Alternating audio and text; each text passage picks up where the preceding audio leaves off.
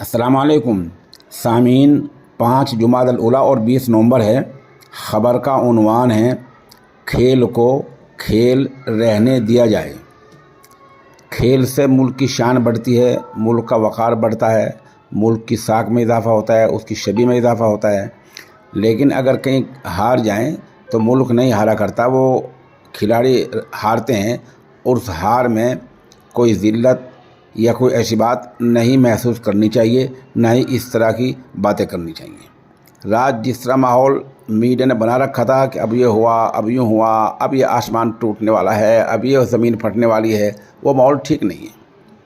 یہ کتنے افسوس کی بات ہے کہ جو چیز چھپا کر کرنے کی ہوتی ہے، پرارتھنا، اس کو بھی ٹی وی پہ دکھایا جا رہا تھا کہ یہ پرارتھنا کر رہا ہے ایک آدمی تاکہ ہندوستان جیت جائے۔ گجرات میں جو کچھ ہوا ہے وہ وطن عزیز کے لیے اچھا نہیں ہوا ہے کہ ہم ہار گئے ہیں، جس کا ہمیں بھی غم ہے۔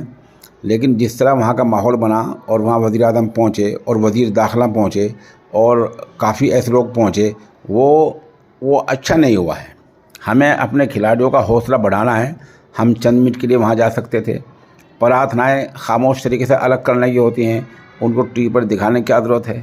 کل صبح سے جس طرح ماحول ٹی وی پر بنا ہوا تھا، وہ ایسا دباؤ کھلاڑیوں پر بن گیا کہ کھیلنے بعد وہ ہارے تو بیچارے رونے لگے، ایک دوسرے پر الزام لگانے لگے۔ اب ٹی وی والے یہ بتا رہے ہیں کہ ہم ہارے کیوں ہیں، اب ہارنے کی وجہ پہ بحث چل رہی ہے۔ یہ کوئی بات نہیں ہوا کرتی، بلکہ جو اپنی پریکٹس ہے اس کو اور زیادہ مضبوط کرنا چاہیے۔ کھیل کو کھیل کی حد تک رکھنا چاہیے، کھیل کو ذلت سے نہیں جوڑنا چاہیے۔ کھیل تو کھیل ہوتا ہے، اس میں ہار جیت ہوتی رہتی ہے۔ ظاہر سی بات ہے، میدان میں 2 آدمی جائیں گے تو ایک کو ہارنا ہے اور ایک کو جیتنا ہے۔